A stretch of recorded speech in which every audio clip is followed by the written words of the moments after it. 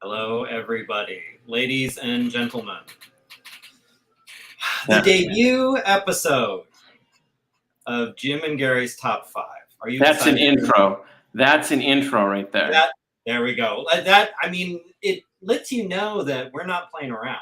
We've got to thank the lovely Nisam for his vocals. Yes. Good job. Yeah, great job. I assumed it was you. I mean, I thought it kind of sounded vaguely like you. I was just the producer and the musician on that one. Well, it's very impressive. Thank you. And I think it sets the tone that we're taking this very, very seriously. And Nice. It's dramatic and it's important, the work we're doing here. Agreed. So, top 5, the concept is very easy. Our top 5 things. It's our personal top 5s. It's not what we think are like the cosmic ultimate best 5 things. It's our the things we respond to, our top 5. Correct? Yes. Correct. And it's our top 5 right now. This could change. Yes. I mean, usually the top 3, whatever, aren't going to fluctuate that much. But when you say like the 4 and the 5 would sometimes change depending on what time of life we're in, you know? Correct. Yeah, I know for sure. So tonight's thing is movies, just generally movies. Mm-hmm. I know my number 5 pick was like a brutal 6-way tie. Yeah. It was just terrible. And I've changed it several times leading up to this. And it'll probably, as soon as we air this, I'll have regrets. Right. But at least right this second, this is my number 5. Right. And we plan to do other top 5s going forward. Yes. Maybe some kind of bizarre ones too. So if you have any suggestions, leave it in the comments and we'll see what happens. Yeah, because we've talked about conventional, like definitely there has to be a top 5 albums. I Yeah. think. Oh, for sure. Top 5 sad songs. Sad song, maybe top 5 TV shows. But Top then 5 some ice weird cream flavors. ice cream flavors. Top 5 animals. Country artists. Who knows? Like whatever. Top Gardening 5 tools. movies that you Diseases. hate that everybody else loves. Top Yes. 5 venereal diseases you have. Yes. Like whatever the thing is. Top 5 Shania Twain kung fu movies. Yes. Yes. So, Be hard we're to not- narrow down. All right. So we're going to get this started. We're gonna get this started. We had 2 rules, or at least rules I held myself to. You can tell. I think you did the same. But Yes. rule number 1 was only 1 movie per series. You can't list all the Fast and Furious movies. You can't list all the Star Wars movies. Nothing like that. You get to pick 1 from each series, just to keep it. So narrow not up 4 Fast and Furious and then 1 Star Wars. No, Okay. Just want to make sure. 1 So- per series, and similarly, 1 per director. That's- You can't have a bunch of Scorsese. You can't have a bunch of Spielberg or whatever. You gotta narrow. So those are the Can I have a 2 bunch of rules. John Waters? I think no. I think based on the rules, no. I think that's its own top 5. Top 5 John Waters. Can have a lot of Ron Howard though. I'm trying to get the rules right. Also no. Also, do you need to redo it? Did you have Splash? Apollo 13. Was Splash Ron Howard? I had Kiss My Dirt. What's that? Grand Theft Auto, and I had Corvette Summer on my list. Corvette Summer. So all right. Well, let's get started. All right, let's get Those are started. the Now, rules. to figure out, we're going to count down. Obviously, each of us picked 5. We're going to start with 5. We're How are we going to coin toss. decide? Who goes first? How do we know this thing, Gary? We're going to trust fate. We're going to do a coin toss. A real American coin. Are you calling heads or tails? Heads and tails. I guess I will call heads today. Okay. I've always picked tails my whole life, so this is already working. We know Gary likes that tail. Okay, hold I on. love tail. Okay, ready? What is it? Heads. You're getting us going. All right. Maybe it was fixed, but before we go, I just want to let you know this coin toss was brought to you by Mad Monstrosities. Yeah. Mad Monstrosities, frighteningly funny. Make sure you pick up your copy where copies are sold in 1975. All right, so here we go, Gary. So we're loading up, and we got decks for each of ours. Do we want to play the intro one time before we start? You just want to see that intro again, don't Okay, you? Here we one more time. Let's do it to officially start top 5. So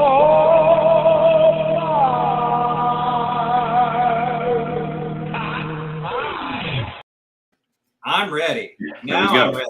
I don't know if I was ready before, but now I'm ready. All right. Let's get down. We've loaded your deck now. As soon as I hit, now I'm curious, do you see the little navigation thing here, or is it just me since I'm controlling? No, just you.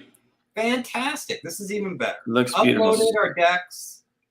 Now we're ready. All right. You let me know when you're ready to So, reveal your. I did have a question. We probably should have figured this out before. Are we doing my 5, then your 5? Or are we doing all my 5? Your 5, my 5. Okay, Your perfect. 4, Okay, my that's what I thought. Let's go for it. My number 5 is, I believe this is Beauty and the Beast. That's what it looks like to me. This is a strong choice, and it was one of my contenders for my number 5 spot. The Shining. Directed by the fabulous Stanley Kubrick. Spoiler alert, if we do a favorite directors, you might be looking at my top seed right there. Love Stanley Kubrick. I've always tried to emulate him and failed miserably because my stuff looks nothing like Stanley Kubrick. I love his photography, his color choices, everything. The pacing, the way the camera lingers, just love it. So I made a little bit of notes, just brief notes. I just Stanley Kubrick and Diane Johnson did the screenplay. So, and it's based on a book by Stephen King and The Shining. If you haven't seen it, here's a little trivia, Jim fact. I didn't see The Shining in its entirety until about 5 years ago. I had seen the beginning, like the first half, well, most of it. And I for sure saw the entire ending in my life, but never sat down and watched it all together. And when I did, there is a scene in the office before Jack Nicholson gets assigned to that hotel. And there's a scene where he's talking to this guy that's setting him up with that hotel gig. And I totally missed it. I never knew that scene existed. I was like, what movie is this? When I saw it in the theater. Oh, wow. And and another thing, we got to see The Shining at the Directors Guild too. So there was a special, I don't know what anniversary it was of it, but it was a special screening and it was amazing. And the thing I like about The Shining, the thing that cemented it in as my number 5, because there were some honorable mentions that we'll get to those at the end of the show. But the one that just barely missed the top 5, that The Shining, there's just something rewatchable about it. And there's something so rewatchable about something that's so simple, because they don't dazzle you with editing tricks and they don't dazzle you with fancy camera spins and things. It's like you're floating around this creepy, old, detailed hotel. And even the rooms that are sparse, there's a detail to them. Yeah. And it's just beautiful. It's like a painting come to life. And then add to that the creepy and the surrealness of the movie, and a lot of the non-iconic scenes are my favorites too. You know, like everybody likes the twins. Sure. I like just the scene in the bathroom when he's talking to the attendant, just the way that he's standing at the urinal, and the red and the white, and just the close-ups, how they frame everything. It's just such a beautiful, beautiful movie. And I could watch it a million times. I feel like I've watched this movie before, a long time ago. You've always been the caretaker, Jim. Like you're the only caretaker we've ever had. It's a great movie. It's a great movie. So, anyways, that's I love this movie, and it made the cut. Let's just say so. Yeah. Good job, Stanley Kubrick. And therefore, since we're limited to one per director, it's your favorite Kubrick. Yeah, I would say so. I have a couple of others that are really, really, really, really, like, they would make my top 20, but this one is just, I think it's his best, all around best. It's a strong choice. Nothing beats. I love scenes in movies where someone blows up, like just kind of goes off. I can watch over and over and over again the scene where his wife, Winnie, played by, I'm blanking our name right now, Shelley Duvall. Yes. Comes to talk to him about a storm coming while he's working. And he's Mm. so mad. And he like shuts her down in the most awful, mean, venomous. cruel. Yeah. He's such an asshole. Like so terrible. And it's mesmerizing. It's such a good part. I never read the book, but as I understand in the book, his character was a lot more straight-laced and a lot more like all-American dad. Yes. And when Jack Nicholson was cast, I mean, you got to people remember he was coming off not that many years before Easy Rider, and people were like, "Oh no, he's too much of a wild man. He doesn't match the book." But to me, that is also it also adds a weird dynamic because it's like something awakens in Jack. It's like he becomes the werewolf a little bit. Yeah. So there's a tension there, even when things are going well, that he could snap, and he just. Yeah. I don't know did he win an Oscar for this? He should have. I don't know. If he I did. don't think he did, but he certainly could have. I mean, he should have maybe. Yeah. Stephen King famously didn't like the movie for that reason. I remember him saying that the idea should have been seeing a good dad descend into Nightmare Dad. And so the moment you see Jack Nicholson, you think like, "Oh, this guy's terrifying." Stephen King had a lot of problems with getting this made, and he had a really a chip on his shoulder about not getting The Exorcist. He wanted to do The Exorcist, and as I understand, somebody correct me if I'm wrong, but I heard that he took a lot of the music from The Exorcist is in this film, a lot of the background music. Oh, I don't know. Not the main themes, not Tubular Bells and the main, but a lot of them is directly from The Exorcist. So that's something you should Google, kids. Interesting. That's interesting trivia. All right. Yeah, Google The Exorcist, kids. So anyway, that's my 5. I'm curious to hear your 5 now. Let's see. Gary's. All right. This one again. This was a knife fight. Shining was in the running. There were a bunch of other movies in the running, but one I finally settled on was Insomnia. Now, first of all, are you familiar with the movie Insomnia? Yes, and I've never seen the movie Insomnia, but I'm totally familiar with what it is about. I think so. This is directed by Christopher Nolan, Al Pacino, Robin Williams. Okay. It's actually my favorite Nolan movie, which is kind of, maybe that's a hot take. And to be fair, I haven't seen Tenet and I haven't seen Dunkirk. But of all the other Nolan movies I've seen, which I think is all of them. This is a comedy, right? It's comedy. It's a buddy comedy? Romantic comedy. Al Pacino is an LA detective. There's a murder in a tiny little small town in, I guess tiny small, that's redundant. A tiny town in Alaska. Teenage girl is murdered. Their police force doesn't really have the bandwidth to deal with something like that. So LAPD loans them 2 homicide detectives to try and figure it out. One of them being Al Pacino. It's far enough north where the sun never sets. It's just light all the time. And Pacino, who also happens to be under investigation from internal affairs, is not sleeping at all. Thus the title, Insomnia. And he slowly starts unraveling over the course of his investigation up there. It's one of those movies where saying much more is like, it's going to actually ruin it. Like, you can spoil the movie. I would encourage anyone who's interested in like kind of thriller or find the killer movies to check it out. It's also my favorite dramatic performance by Robin Williams. He plays basically the bad guy. That doesn't really spoil much. You very early on figure that out. And he's really creepy and good. Very, very good. And very cast, obviously, against type. I've never been a huge fan of Robin Williams' comedy. But I loved him in this as sort of like the scary killer guy in the shadows. Really good.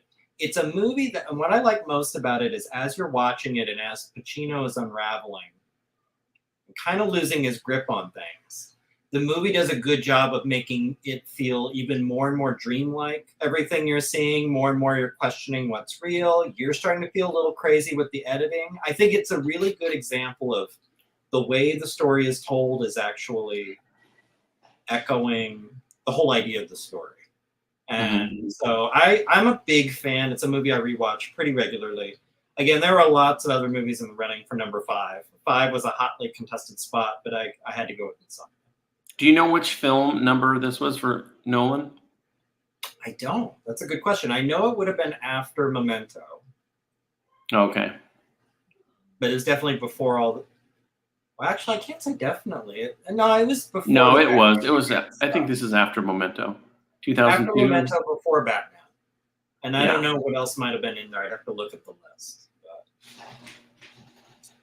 Very nice. Move on to your number 4? Whew, let's go to 4 now. Right, Number 4, The Shining. Oh, sorry. Number 4, What The a Big great- Lebowski. What So a great pick.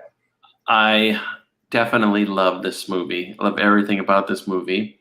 In 1999, I think, or maybe late 98, when it was on VHS, I rented it. I never saw it in the theater. And we rented it from like Blockbuster or one of those mom and pop stores in South Pasadena. Yeah. And went home and watched it. And I remember there was a lot of buzz about this film. And I was like, and Pulp Fiction had, been out. And I thought, oh, this is going to be like a Pulp Fiction. And I watched it and I was like, this movie is just not what I expected. And it's kind of odd and it's kind of, And I remember watching it being really underwhelmed. Like, I guess it's all right. And found myself thinking about the movie. Like, oh, remember that part? Oh yeah, that was interesting. Why'd they dwell on the carpet so much? I had all these things so ended up somehow watching it again. Oh, you know what? A friend bought it and lent it to me. And I watched it. Like from the beginning, and it's like something clicked the second time I watched it. Yeah, it was familiar to me, and I knew what was going to happen, and it was like rereading a book. And then it hit me: this movie is like a novel. It's like a pulp novel. It's just got so many things coming at you from so many little chapters and little things, and every time I watch it, I find something new in it. I find something, and the characters obviously. I mean, if you know my stuff, you'll see like, oh, okay, this is a Jim Lujan expected film. But I love the element of crime. I love the element of humor. I love the jokes that aren't really jokes. The soundtrack is great. The colors. This was directed by Ethan and Joel Cohen, and it was written by them as well, I believe. And I just love The Big Lebowski. I love the quirkiness of it, and I love the way the story unfolds. Yeah. And the MacGuffin of the carpet is great too, of the rug. It is almost like a Marlowe story, but with dummies. Like, I mean, and I think the part is one of my favorite scenes when he's had the conversation with the porn director. Porn director leaves the room. The porn director makes a note on a notepad. Mm-hmm. Tears it off and leaves the room. He gets a phone call, makes a note, leaves. And Lebowski realizes he has the idea, his first clever idea in the whole movie. He's going to go up and with a pencil shade to see like the relief of what the note was. And you're thinking like, oh wow, he's turning into a little bit of a private eye. And all it is like a drawing of a guy with a big penis. Like it's just something stupid like that. And it's that moment where it's like, this is kind of a private eye thing. And when he's talking to the cop and gets roughed up, and there's a lot of stuff that's like, it's kind of like a Philip Marlowe story, but with a stoner. John Goodman has one of my favorite lines in any movie of all time when he says, "You want a tow? I can get you a tow. I can get you a tow by 3:00." It's such a good. It is such a Lujan movie too. Yeah, this could be animated by you, and it wouldn't lose anything. Again, the first time I saw it, I wasn't blown away. I wasn't like, wow, this is great. I thought it was okay, but I thought, and then it just stuck with me. It just, something about it clicked. And then when I watched it, the minute I watched it the second time, I was hooked. And from every time going forward. So I don't know. I think I did see it in the theater when they did a re-release of it. And I went to the theater to see it. So I have seen it on the big screen, and it looks fantastic on the big screen. I don't know if I've seen it on the big screen. I think I've only ever seen it at home. Yeah. I know I saw The Shining. I was lucky enough to see a screening of that. So I have seen that big, which is the ideal way, like that. Yeah. And if you notice, my 5 and my 4 are two beautiful and damaged movies. Beautiful and damaged, like us. Yeah. Just like us. Just like All us. right, let's see your number 4. All right, this is another kind of weird one, but like it's a movie I think about all the time. So All right. I think this is Scorsese's best, and I love Easy Rider. I love Easy Easy Rider. Rider, right there in the flesh, hair, right there. Look at it. No, I think it's for sure. I mean, obviously one per director. It's my favorite Scorsese. Scorsese gets talked about all the time for his kind of crime stuff and his mafia stuff and all that, and he's very good at that. I think people sleep on what I would kind of categorize as his confused searching religion movies, which this would be the first, Kundun would be the second, and the third would be Silence. Silence was also in the running for my list. I loved Silence. I thought it was really, really good. Now, obviously, Last Temptation of Christ was super controversial. And it's a movie that, of all the movies on my list, it's the only one that I just don't recommend to everyone. Because depending on where you're coming from, depending on your specific relationship with the idea, like whatever your conception of Jesus is, whatever your specific relationship with that is, this might not be a movie you want to watch. I mean, I think the controversial aspect of it is way overblown. But I think some people absolutely would be super triggered by it. I, on the other hand, think it's a beautiful and fascinating movie. It's also interesting to see Scorsese doing something on a shoestring budget. He couldn't get funding for this. Like, everyone was like, ugh, like, we're a little spooked by this. And remember when it came out, like, movie theaters were getting bomb threats and stuff. Like, it was based on a novel. So he figured out a way to slap it together for a few $100,000 or something. They went out to the Middle East. They got people who were interested in like the passion of the project, but not necessarily like needing a big paycheck. But it's still a really fascinating cast. I mean, right there you see Willem Dafoe. You have Harvey Keitel as Judas. David Bowie plays Pontius Pilate. It's a crazy, fascinating movie. And ironically, for all the controversy, I find it to be a profoundly spiritual experience to watch it. I find it really interesting. I think it asks really deep questions. And I come back to it a lot and feel like every time I get a little bit older and feel like a little bit smarter, I feel like there's a little bit more of the movie I can grasp. You know, I think it's a challenging and kind of bold thing, not for everybody, but I kind of just wholeheartedly love it. It's been so long since I think I saw it again on VHS. And I don't remember what the big controversy was. It Mary Magdalene? Yeah, so there's the basic, and this doesn't spoil anything. The basic. Yeah, don't tell me how it ends. I don't want to tell you how it ends. Okay. No, the basic. So here's just and this doesn't ruin anything. It's all in the telling of the story. This one really can't be too spoiled. The first third of the movie or so, first half, is more or less just Scorsese's take on the Gospels. No big surprises. But then it gets to the Jesus on the cross, and he's approached by an angel who says, like, you've proven your worth. You don't have to go through with this. Come on down. Everything's fine. You deserve a normal life like everybody else. And he's like, really cool. And like, obviously, this is my shorthand of it. He hops down, he gets married, he has kids, and he lives a whole life into old age. And then but you find out later that's more of like a vision. And I'm not going to spoil too much more. The vision of him marrying Mary Magdalene, having kids, that kind of thing, I think that's what really broke a lot of people's brains if their religious configuration was of a certain way. You know, as someone who was raised Catholic but not practicing, and I think I've always been interested in comparative myth, I've always been interested in historical Jesus. Like I don't want to say open-minded because that's pejorative, but I didn't have like a fixed and devout attachment to a particular vision of Jesus or the Gospels. So none of it was true. I was just interesting. And I found it super interesting. That's why I say, though, some people, though, I wouldn't recommend the movie to. If you feel like, oh no, that sounds blasphemous to me, you I have to check it out again. It's been so long since I've seen it. It holds up, and I think, and this is, I'm going to talk more about this movie than some of the others, because the others will be like very obvious. But what I like most about it, and this is a simple concept, the title, Last Temptation of Christ. The idea is the last temptation is just that of a normal life. And I find that's a weirdly underutilized plot.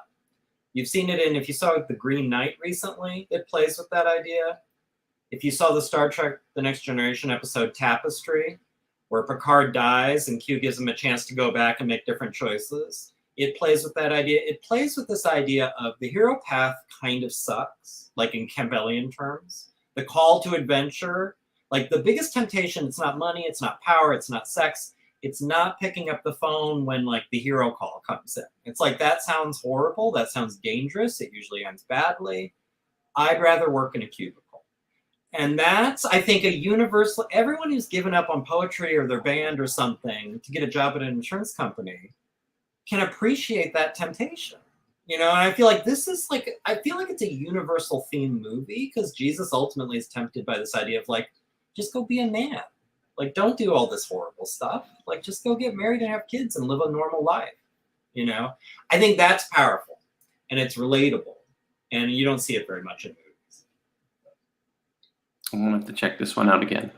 So I think you should revisit, see what you think. All right. Yes. Here we go. All right. Okay, ready for my number 3? Oh boy. A little movie I like to call. House movie. Oh boy. I like to call The Empire Strikes Back. Let me tell you a little story about 10-year-old or 9-year-old Jimmy Lujan. Let's hear it. I remember seeing this film. I waited in line with my older brother, and there was a friend that was a husband of his sister-in-law, and he was Russian. And it was a cold day, and there was a long line, and I had just seen Star Wars in the theater, because they again re-released it. I didn't see Star Wars when it came out. For one, I was too little and it looked too scary. And then I saw it in the theater, and probably a year before this came out. Yeah. And we were all playing Star Wars. I think I saw Star Wars in '79. So yeah. And we were all playing Star Wars figures, and you know, it was and we waited in this huge line. And I remember going to the theater, and I just remember the opening segment with that drone that falls from the sky, and then when it hits the snow and it just goes, and the theater just shook. I was in like Flynn. I was just, this movie had me. Yeah. And then to go with, you know, the Wampa and going with all these, when they get off of the ice planet, and then you got Yoda and everything, and then Cloud City, which still to me is my favorite segment, I think, of a Star Wars movie ever. Yes, I agree. The whole Cloud City, yeah. And Boba Fett, and then the bounty hunters, and it's just amazing. And the showdown with Luke and Vader, and then as a child, this was the first time that the rug was pulled from underneath my feet. Yep. That, and when my family moved away and didn't tell me. But this not as hard. Yeah. No, this was harder. This was yeah. You know, you have lots of families, but only one chance to see Empire Strikes Back. So that's right. So I just remember, that twist, and it's just everything about it, and it hit at the right time, and so Empire Strikes Back, directed by Irving Kershner, but I didn't know this. I didn't know that it wasn't just written by George Lucas. It was written. Well, I knew Lawrence Kasdan was a writer on it. Yes. I knew that, but that Lee Brackett also wrote it. Yeah, and then George Lucas was the story. So, no offense, George, but maybe that's why this movie was so incredible, because it was a team of people interpreting your idea. The sad, maybe, I mean, I don't know if it's a sad thing. I think just the hard truth is that, I mean, this is 1980. I don't think we've gotten a better Star Wars anything since then. Now, no, I agree. Ups and downs. There's been a lot, and I'm not one of these people who's like, all new Star Wars sucks. Not it at all. There's some new Star Wars I really like, but there's this moments. is still the high watermark. Like, yeah, and there's you got to temper this with nostalgia too. We were kids when this came out, but it's still a well-made film. It's a well-made film, and I think it's if you try totally to analyze it, like it's just, I don't know what could. I know I'm a huge Star Wars fan, and I know nostalgia. I really don't know what could be better about this movie. Like, I don't know how you would make this better than it is when it's already just so strong. I believe that. Oh, by the way, the Cloud City scene that really sticks in my head is when it's such an oddball scene for me to stick in my head, but it's when Han and Leia are arguing, kind of, or they're discussing, and they're in that room, and the lighting is like shining down. It's like these, shadows, and it just gave me the feeling, for some reason, that they were up high in the sky, on the top level. It was a very Dr. Seuss height feeling to me. I don't know how to explain it, but I just completely love this movie. Like Empire Strikes Back is the shining star of all of the Star Wars films to me. And like you said, there's been ups and downs. Even in the prequels, there were some ups, really high ups. But I just think this one is just such a well-made film, just period. Like, if you never saw a Star Wars movie before or after, and you just watch this film, it's just really well done. So kudos. I hope they make more Star Wars movies. I think it was that dream team of talent. I think that's got to be the explanation. And to be fair to George Lucas, it was a dream team, because you could have taken the same story and had 3 or 2 other people working on it that weren't as talented, and it wouldn't have come out anywhere nearly as good as this. No, I think everybody just, and even the act, like when you look, I love A New Hope, but when you watch A New Hope and just see the performances, the difference in performances that Kirshner got out of this same crew is night and day. I mean, it's just everything just works better. Like from Mark Hamill to puppets to special effects to the music, like it all is just, people forget how sparse the music is in that original Star Wars. I mean, I've always felt that when people say they love Star Wars, usually they don't realize what they're saying, but when you really dig into it, they're talking about Empire Strikes Back. Like, they like Yoda, they like talk about the Force, they like lightsaber fights, they like the romance of Han and Leia. Like, they talk all the things that are in Empire. Yeah. Also, this is the first time as kids that we were. This was kind of a rocky ending. Yes. To what we thought was going to be a Rocky 2 ending.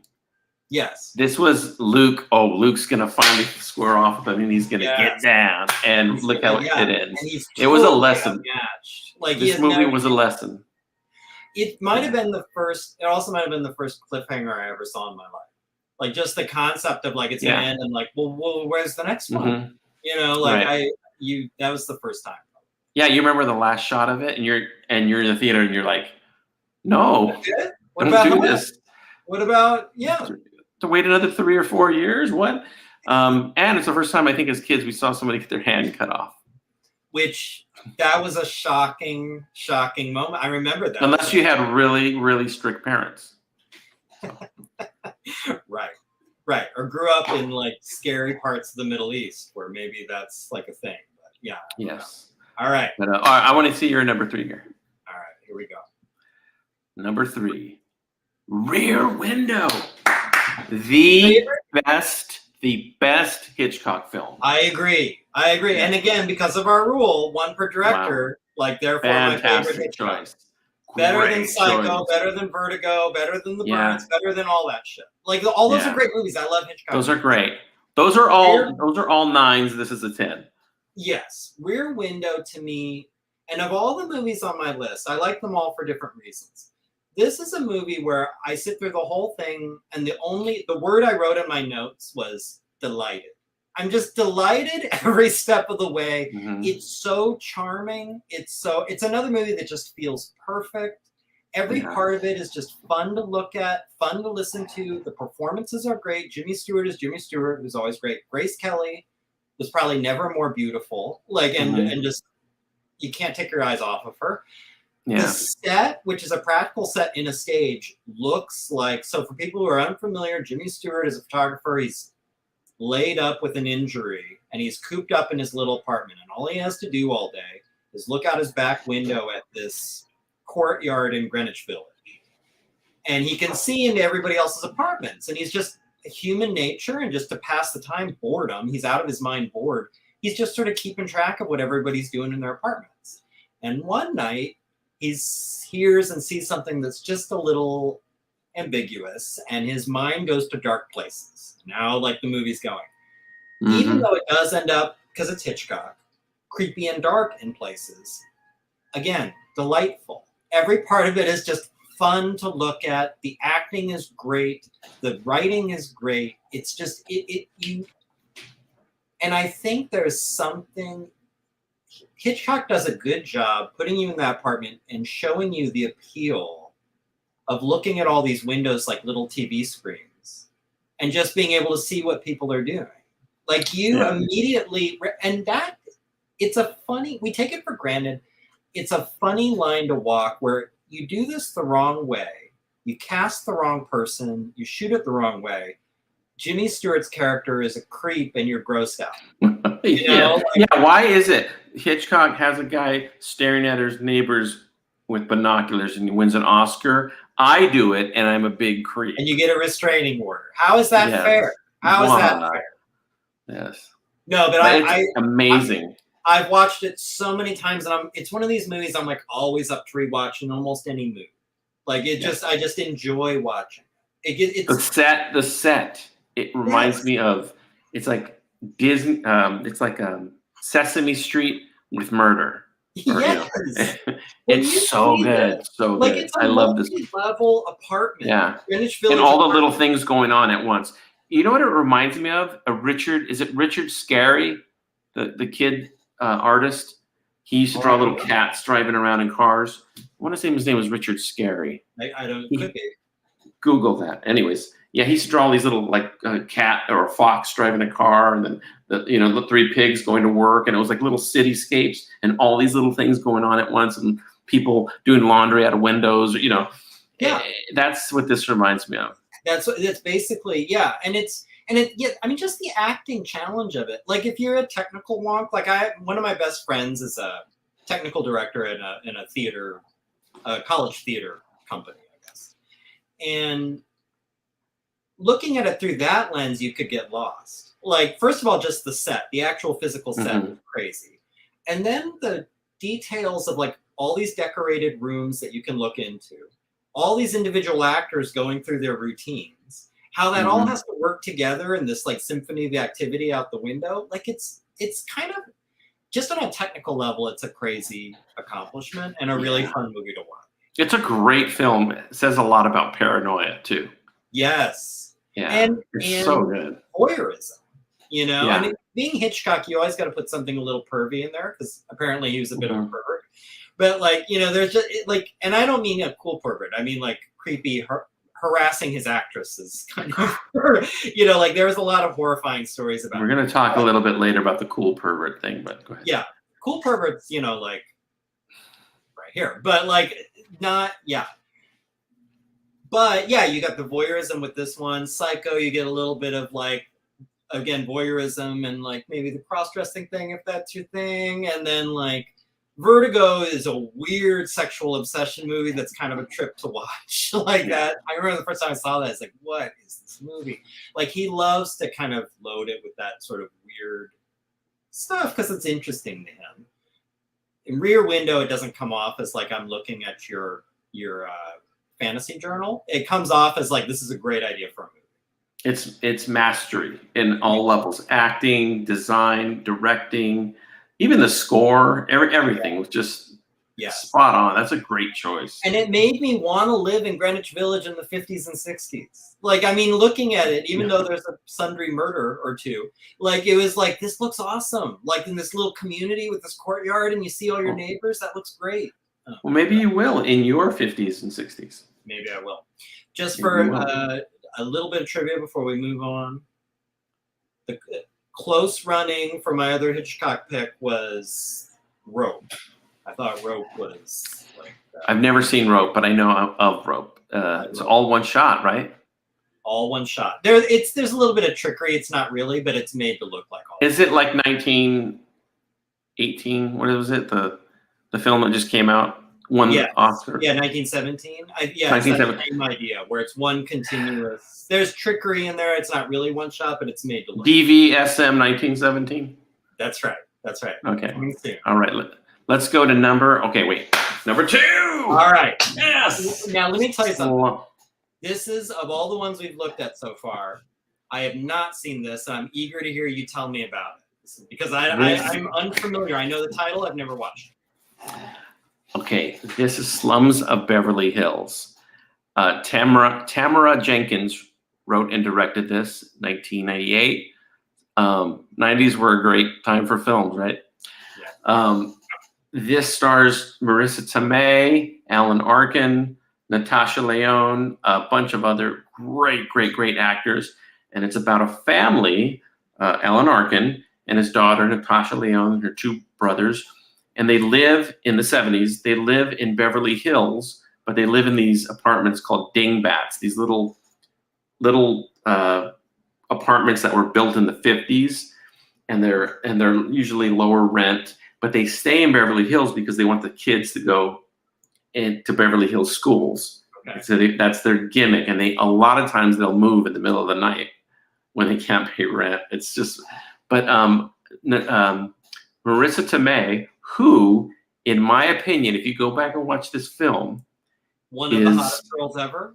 Is that where literally the best looking girl in a film of all time, in my opinion, in this film. She's outstanding.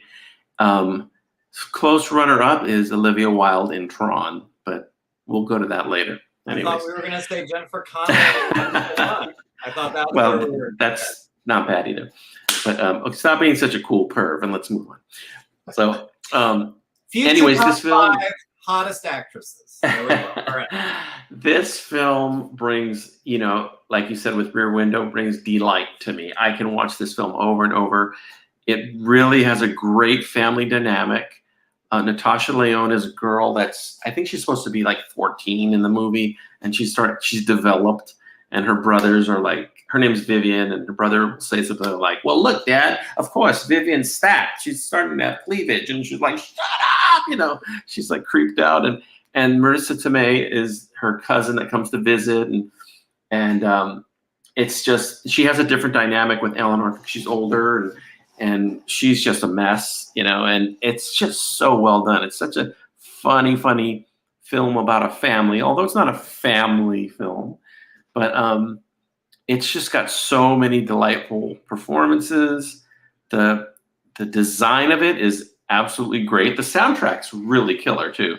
But it's just funny, and it's just one of those movies I can watch over and over. I saw it in Westwood, I think, in 1998, and I was very surprised. I took Leanne back then to see it, and I was just like, wow, that was a good movie. Like, this is unlike Lebowski. This film, when the first time I saw it, I'm like, wow, I need to see this again somehow. And then ended up buying it. Who is the director of this again? Tamara Jenkins. Okay. And she's done a lot of other smaller films and everything. And you know what else I'm finding too? I mean, for this to be my number 2, it's a very important film to me. But I'm finding that people that do like this film love it. It's one of those. It's like, because I've met other people that are like, oh my God, you like that film? I'm like, yeah. It's just really a warm film. Yeah. And and Alan Arkin is outstanding in it. And there's cringe moments galore in this, and there's warm moments, and then there's sarcastic moments. It's just a great film. And did I mention Marissa Tomei? Even better performance, in my opinion, a better performance than even My Cousin Vinny. Wow. Yeah, that's how good it is. That's how good That's she good. is in You the know what? film. I mean, I'm not just saying this. You've totally sold me on it. Like, I'm gonna seek it out and try and The see opening, it's worth it just to watch the opening scene at Sizzler. it. It's Sizzler. I'm At dying at Sizzler. the pick and save. Like, I like just the Yeah. fact I haven't thought about pick and save in 1,000 years. And So it's a very indie film too. It's not, the humor in this isn't mainstream. It's not like a, God bless his heart, Will Ferrell. It's not a, that type of a film. It's way. This is a '90s indie film, but it's a comedy, and it's dark. It's very dark, and sounds yeah, great. it's good. The mother from Arrested Development's in this too. What was her name? Joan. I forget. I can't think of the actress's name. Lucille from Arrested Lucille. Development. She's in it too. She's great in this film. There's just so many good people. You're going to watch the film and go, oh, I know that guy. That guy went on to do this, or that guy went on to do that. If we did a top 5 on sort of slept on actors and actresses, Alan Arkin would be one of mine. Like, I kind of love him in everything I see him in. And like, nobody talks about him. Nobody. Right. Yeah. This is one of his best films. And this film has a very, very strong female perspective to it. This is a film made by a female with a female perspective, but it shows it's for everybody. Everybody, it's just, I don't know. I really, really love this film. I've got to see it. I'm going to see it because of you. All right. Again, this is another one. Maybe the first time you watch it, you'll be like, oh, it's all right. But if you ever see it a second time, you'll be sold. But I liked it the first time I saw it, though. Yeah. All right. All right. You're number 2. Number 2. Rear Window. Oh, my God.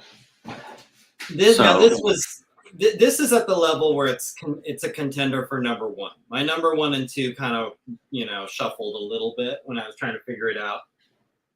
So this could have, depending on the day you catch me, this would be my number 1. Jodie Foster. What's that? To Jodie Foster, man. Everyone talks about Anthony Quinn. Thank you. Not Anthony Quinn. Anthony Hopkins. But Jodie Foster. Jodie Foster made this movie work. Yeah, absolutely. Hopkins, and look, his performance was great. I'm not taking anything away. He's the shark, but she's Roy Scheider. She is, and it only works with her. Like, otherwise it would have been just another slasher movie.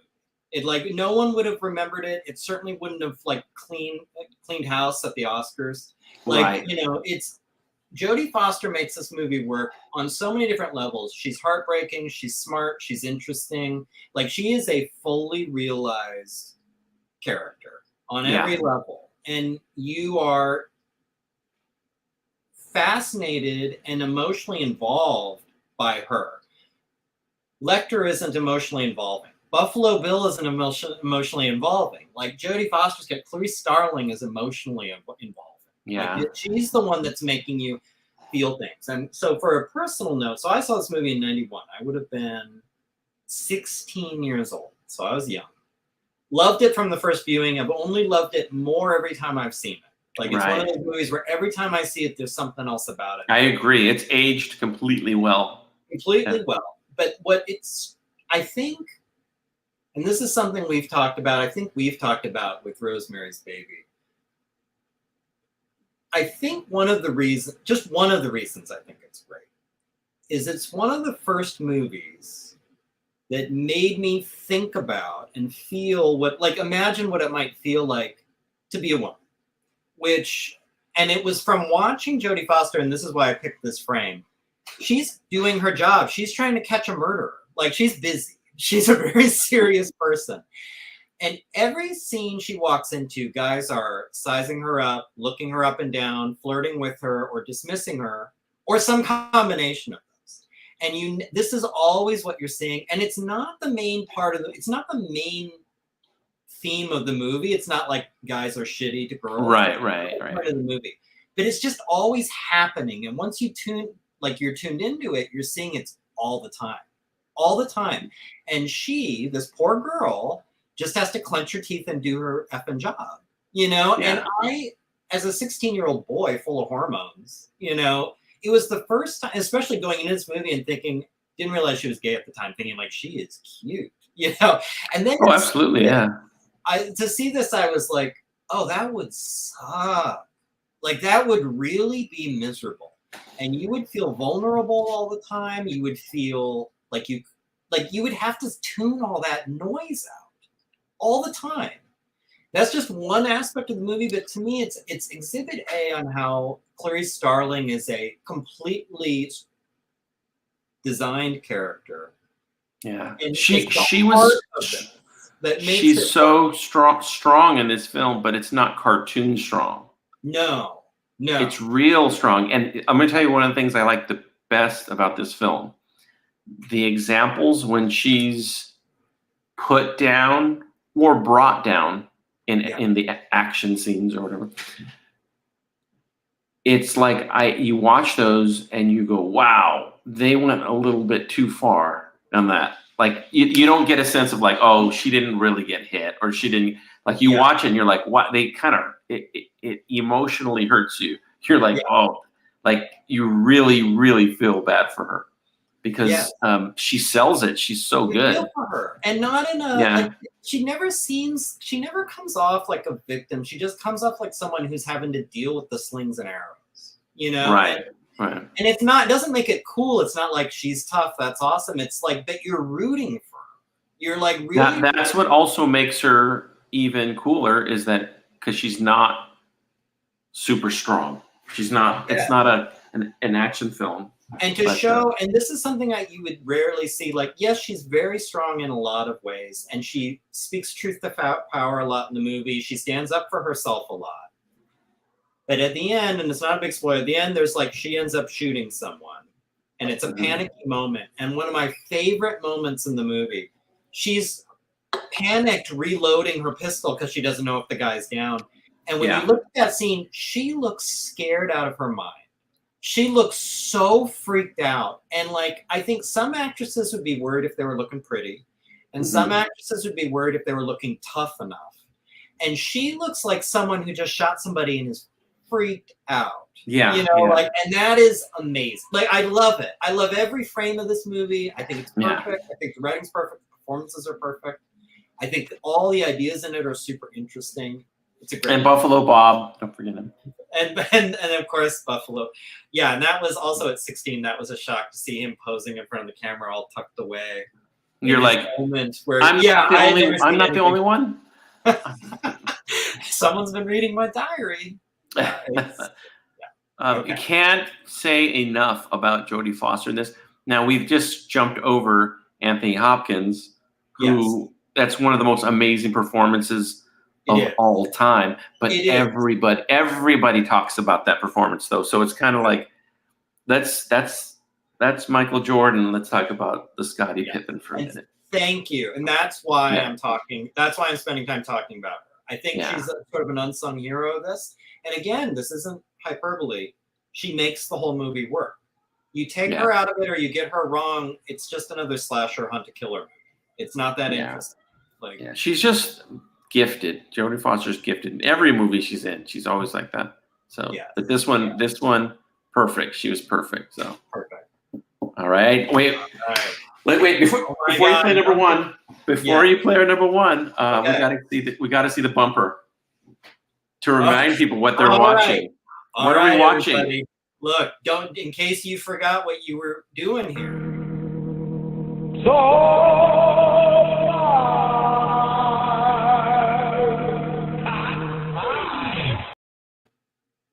And if you don't know, you better ask somebody. Look at that. Number one. I'll just say right now, this was one of the ones that battled it out for my number 5. So I'm so happy that Pulp Fiction got represented. Let me hear you. I'm disappointed this isn't your number 1. I know. It would have been awesome if we both had number 1. Pulp Fiction. So I'll tell you, the person that sings that top 5, Neeson. Yes. This is a few years after I met Neeson. I think I met Neeson in 1990. But he calls me one day, or I see him somewhere, and he tells me, "Oh, this film, Pulp Fiction," and I'd heard of the film. Just it was in some art houses and stuff like that. And he go, "Oh, you got it." We went and saw it the other night. I was like, "Oh, you saw it?" And there was like a buzz was starting to happen with this film. Yeah. And he's like, "Oh yeah," and he starts explaining some of the now legendary quotes from the film. And he was just telling me how the dialogue's unbelievable and the characters are, and I was like, wow, if that's a good endorsement. And so I made a trek out to see it at this little theater in LA. And I was kind of scared to see it because I heard it was really violent. And I remember Reservoir Dogs, I hadn't seen the film, but I just knew that it was like, I thought it was going to be gory. Yeah. And so when I saw Pulp Fiction, I'm like, I was braced. I was like, is this going to be really? And I mean, if you've seen the film, the opening, John Travolta, Samuel Jackson dialogue back and forth in LA and the realism of the way they're talking, I was hooked. I was like, okay, I'm in, man. I am in. And this is one of those films where I wanted the lead up to the big reveal or the big scene. Like I wanted the lead up to when they're going to go meet these guys. Meeting the guys I knew was going to be intense, but the lead up where they're in the hallway talking and they're in the courtyard talking and they're in the car talking, the things that normally would frustrate people, like, why don't they just get to the action? I wanted more of that. And there was more of that. This movie is all filled with that. Yeah. And I just was like, this is incredible. This is incredible. So obviously my stuff has been influenced by this film over and over and over again. This is a touchstone film for me, although ironically it's Miramax. But so I wanted to bring up something about this film because, again, this film's known for its dialogue. People know, like Pulp Fiction, like that's a go-to. Right. It's also known for its style. It's known for the soundtrack, the bravado, the style, the soundtrack, But I want to talk about something that people don't talk about too much in this film, and that is the lighting. Yes. The lighting in Pulp Fiction is, to me, the best lit movie I've ever seen in my life. Look at this shot. I know what you mean, but what is it about it? Oh, I talked to a film student one time. Actually, I talked to them when it came out. And he told me it's because the film, he was talking about the film stock they shot it on, and it's really saturated.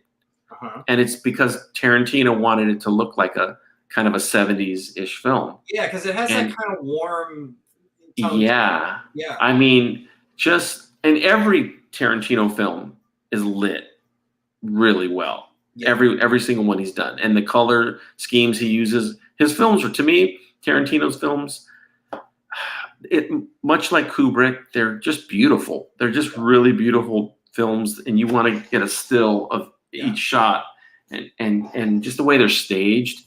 But I mean, this shot is a perfect example. The way the colors pop, the blue and just the seats and the way it's the back, how the lighting hits. It's just perfect. I mean, and so you add to that the back and forth and the subjects they're talking about. Now, this has been copied a million times. I was never unwise enough to even try to copy Pulp Fiction, but it's inspired me heavily. It's really made me look at like character and how you can think about where a character's coming from, and that really adds to the depth of the character. Yeah, and it's just a really fun movie, and I know it's harsh in certain ways, but again, this is the most rewatchable movie in the world to me. It's one of the perfect movies for sure. Yeah, it's a 10 for me. Yeah. Yeah, and it's. I mean, I do love it. When I saw it, my friend from LA, he had seen it. He was way more into like the movie scene. And yeah, it was probably a similar time when people were seeing it and there was buzz, but it hadn't like exploded yet. Mm-hmm. And he was visiting home from California, and he was like, "What are you doing today?" And I was like, "Let's go hang out." And I was like, "What do you want to do?" And he's like, "Let's go see Pulp Fiction." And he said he's seen it twice already. And I was like, "Well, you've seen it twice already. Let's see something that you haven't seen. I don't want to make you see a movie for He's like, no, you don't understand. I'll happily see it a third time, no problem. And he told me that the second time he saw it, he was in a hurry. He parked someplace he wasn't supposed to. He got a ticket, $150 or something. And he said afterward, he's like, if any movie was worth $150 to see, it was that movie. Like he was like, it's totally worth. And so I was like, all right, if you want to go see it again, sure, I'll go see it. I don't know if punk rock is the right word to use for this, but it was the first movie I'd seen in my life where I was like, this feels very punk rock. Like this, it blew my mind up in terms of what a movie could be. It turned like it was like it was so edgy and cool and like you said, stylish and it was fun, and like the dialogue didn't sound like any other movie I'd ever seen, and the structure wasn't like any other movie I'd ever seen. And I was just like, it kind of was this weird awakening. It was like, oh, you can really think outside the box with this stuff. You'd seen every other movie before that seemed very square. Where it's like suddenly it was like, whoa, yeah, exactly. Just like Mia Wallace drawing the don't be a. But no, it really was like a revelation to see it. Yeah, I don't think people appreciate how cool it is. So in '94, I had never made a cartoon yet.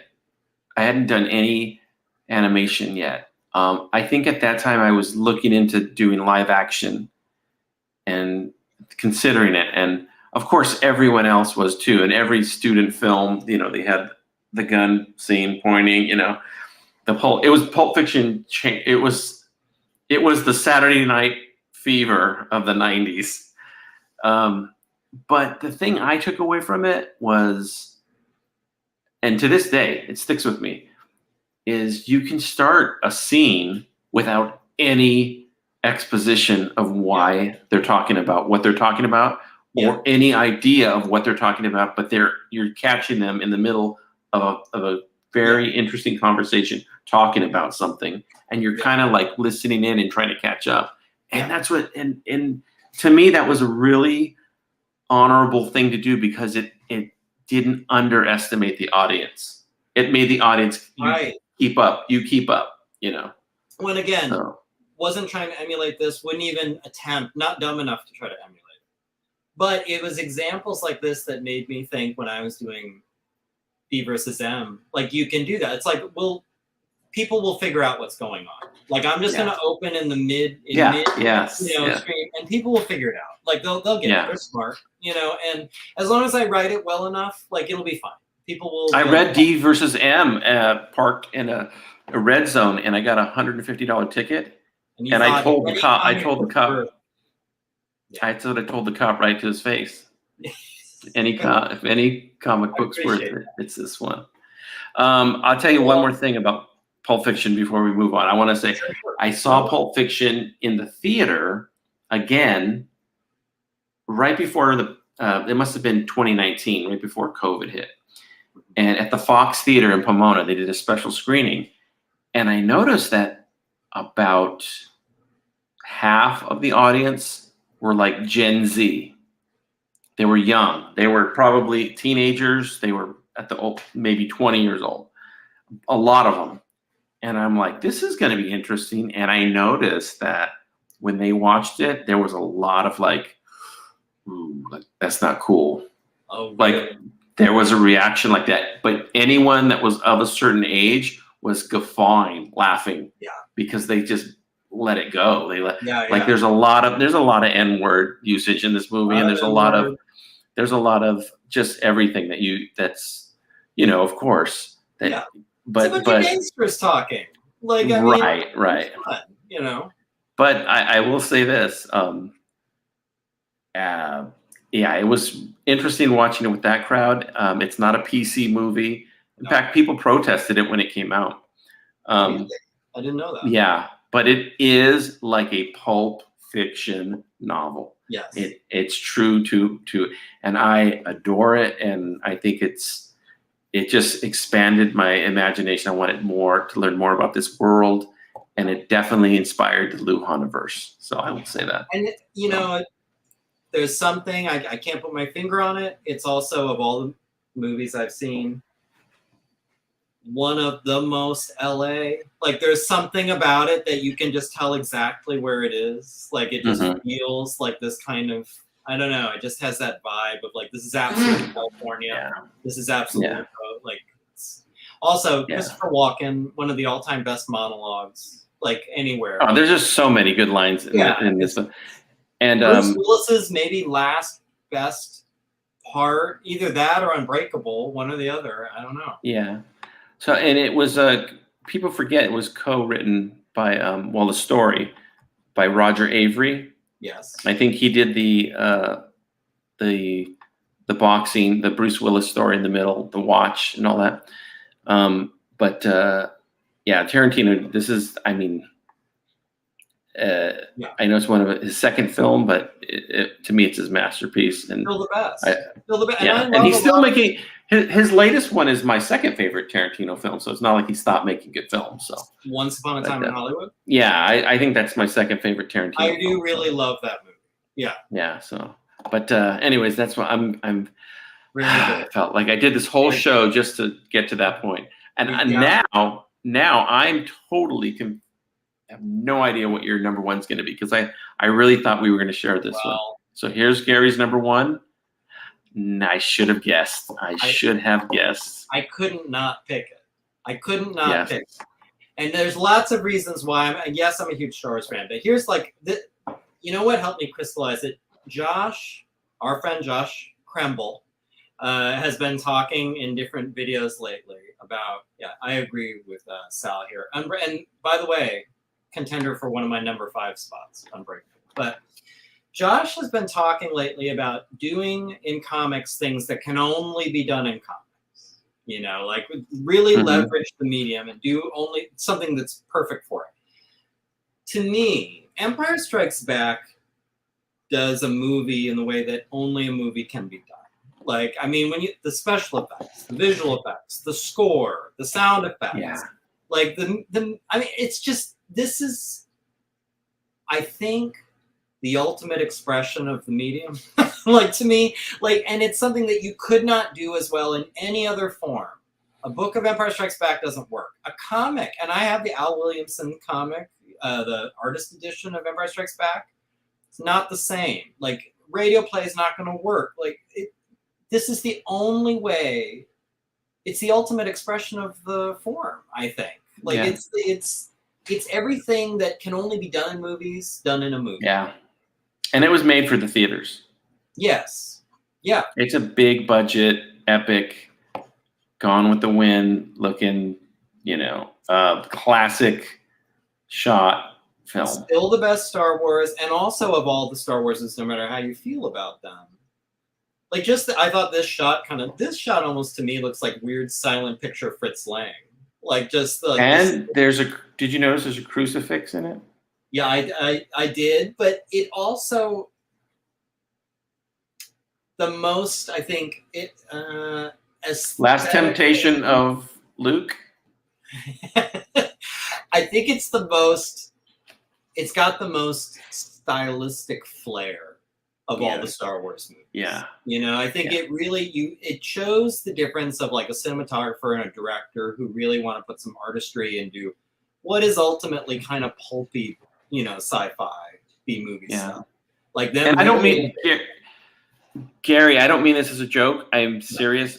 Second best lit movie of all time, in my opinion. It really is. Yeah. Like, just all the shots of Luke, any of the characters, but especially Luke and Vader on Bespin with like that bottom orange lighting.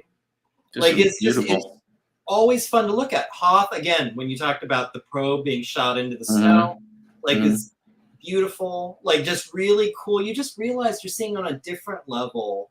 Hoth seemed cold. I know that sounds funny, but when they went out into the snow, you really got a feeling like this is hardcore. Yeah. And Dagobah looked muggy and like human. Yeah. Yes. Yeah. They just, the money went to the production. It was just. Yeah. They left it all on the field, and it's one of those things where it's like, if for some reason this had tanked at the box office, which famously it made the least money of the original trilogy, which is crazy, but says something about, I think, audiences. But if it had tanked and they never made another one. So which one made the most? Was it Return of the Jedi? I think the original. The original. Really? Well, also they re-released it like for years. You know, that was part of it. But no, I think the first one was like the huge mega hit. Yeah. Do you remember how hungry the audience was for Return of the Jedi? Do you remember the fervor? Yes. I remember the buzz. I remember a kid at school had, when the film, it was like the Friday the film came out or whatever day it was. The kid had the storybook had photos from the film. And I remember I looked at it. I was like, I can't wait. I got to see this. Yeah. So I looked at the whole, I got to find out, is it really his father? And I'll hold it. And it blew my mind. I had some of the figures before I saw it. Mm-hmm, so I was really intrigued by Luke's green lightsaber. I wanted to know about that. And so what scene sticks out in your mind the most? You know what? Well, there's two. It's a split. I really wish I could pick. The duel on Cloud City is like, I mean, you got to, and especially Luke getting his hand cut off. Yeah. Like that stands out. But then the second one, I am a nut about Luke's vision in the cave on Dagobah. Yeah, like it's crazy. Yeah. And that, I think, that's where Star Wars kind of got mystical and weird. Like A New Hope, the Force stuff was very light.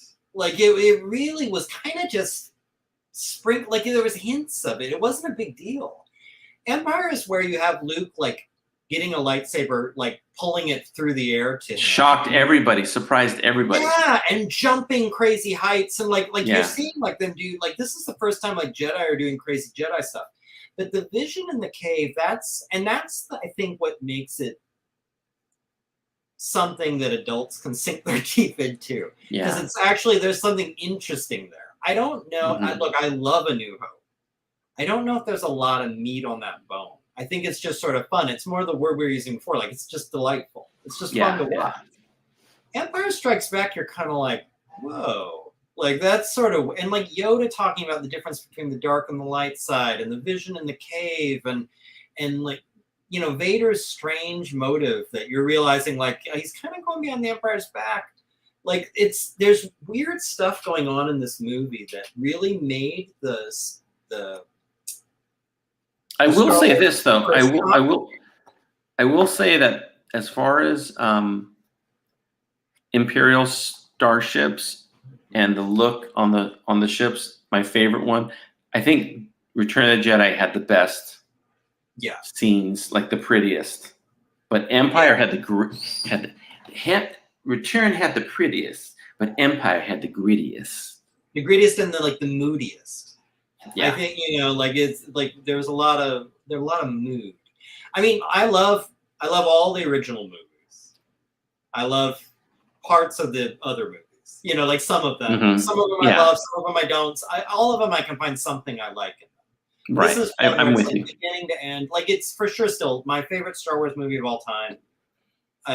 Obviously it's #1 movie of all time for me. Like, it's just, there's nothing, all the other ones, even if we had not limited ourselves to one per series, I don't think any other Star Wars movies would make it into my top 5.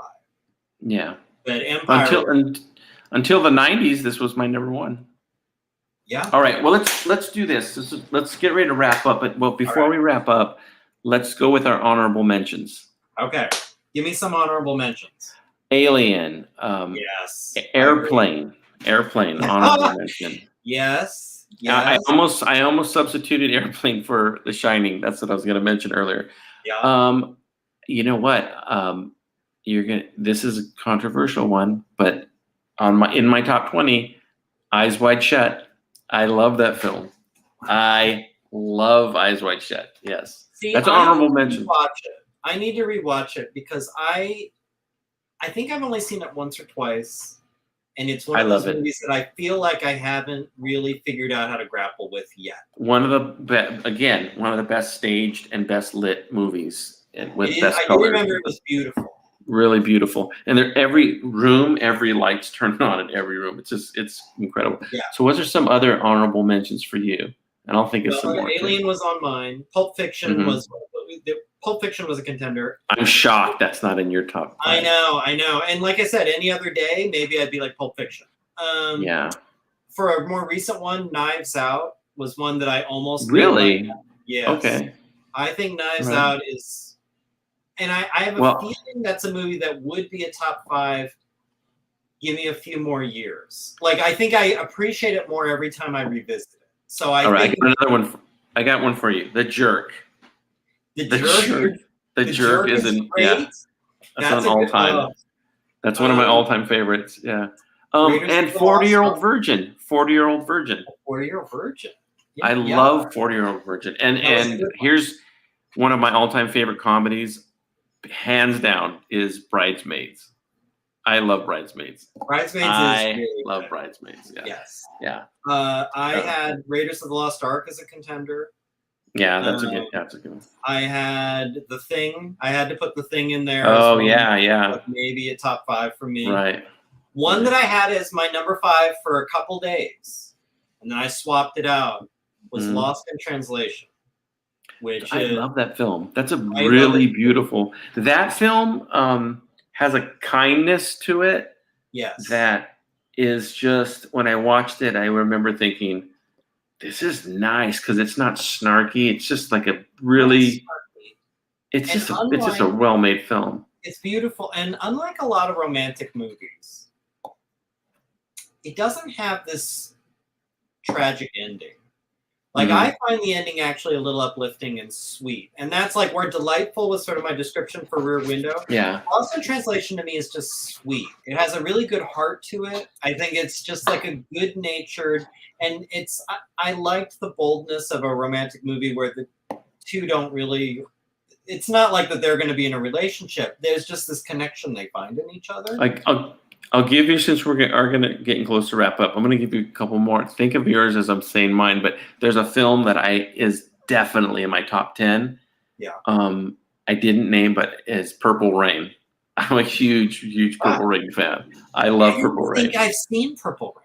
I absolutely adore Purple Rain. Another one that's on my list from childhood is Ralph Bakshi's Lord of the Rings cartoon. I love it. I'm a huge fan. If we do a top 5 animation, I think the Hobbit animation is going to be in there for me. That's a great one too. But there's just something I saw. Same brother that took me to see Empire, took me to see Lord of the Rings, and he wouldn't tell me what it was about. He just told me it's a cartoon, and he basically was like him giving me LSD as a child. No, that movie is weird. It is fun to watch. The last 2 runners-up I mentioned, I got to give a shout-out for Seven Samurai. That was in my potential number 5. And then another sort of recent one, Blade Runner 2049. My nephew worked on that. Doing what? Special effects. So technically he won an Oscar, technically. And my sister-in-law's in that too. So but I think it's hard to say. Like, I love Blade Runner. I think it's better than the original. I really do. I do too. Absolutely. I do too. Yeah. I think it actually is. Here's one that I didn't mention. If we ever do an action movie, yes. Absolutely. This is going, if not the top spot, top 2 probably, but The Mechanic with Charles Bronson. I have not seen the Charles Bronson. Love that movie so much. Everything about it. I could watch that movie a million times. The Mechanic. Yes. I saw that as a child too. I was on channel 13. I watched it with my father. I was a little kid too. I was probably 6 years old, and I was like, "Is this appropriate?" But as the flip side of Alien, another one like Predator, I did consider. Predator's a masterpiece too. It's perfect.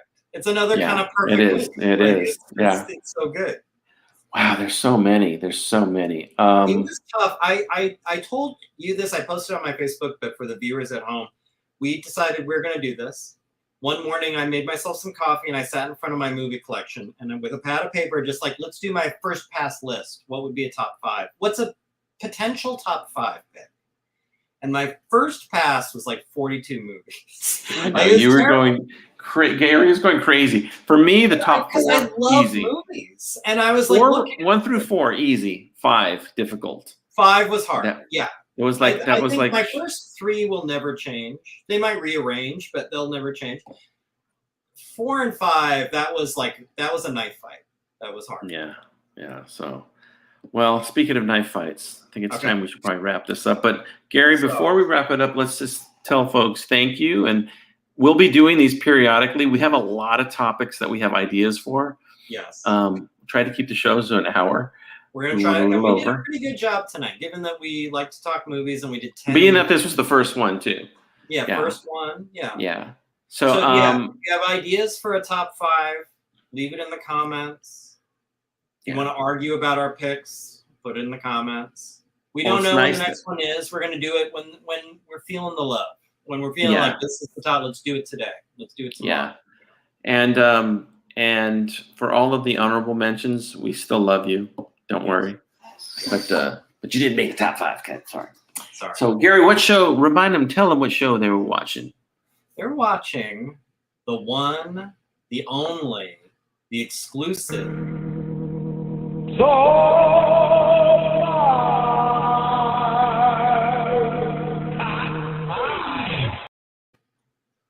right. And with that, we say good night. Good night, everybody. The end.